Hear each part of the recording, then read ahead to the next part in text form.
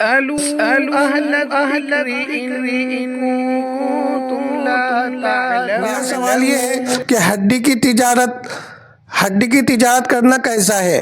ہمارے پاس بہت ساری ہڈیاں بھی آتی ہیں جسے ہم خریدتے بھی ہیں، فروخت بھی کرتے ہیں۔ اب اس میں مختلف قسم کے مختلف جانوروں کی ہڈیاں بھی آتی ہیں، تو ہمارا سوال یہ ہے کہ اگر ہڈی کی تجارت جائز ہے، اس کے خرید و فروخت جائز ہے، تو کون سے جانور کی ہڈیاں جائز نہیں؟ برائے مہربانی اس کی وضاحت کرتے ہوئے یہ بھی بتائیں کیا مردار جانور کی ہڈی بھی جائز ہے یا ناجائز ہے؟ برائے مہربانی وضاحت کریں۔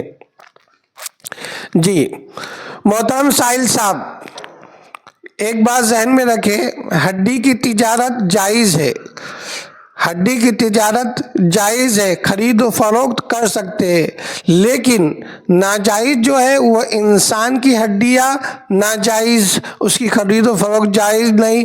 اسی طریقے سے سور کی، خنزیر کی ہڈیاں ناجائز ہے، خنزیر کی ہڈیاں ناجائز ہے۔ انسان اور سور کے علاوہ دیگر جانوروں کی ہڈیاں کی خرید و فروخت کر سکتے ہیں۔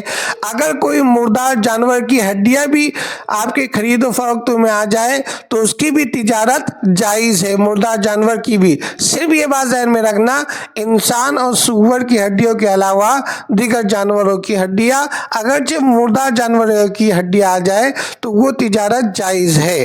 اللہ عمل کرنے والا بنائے۔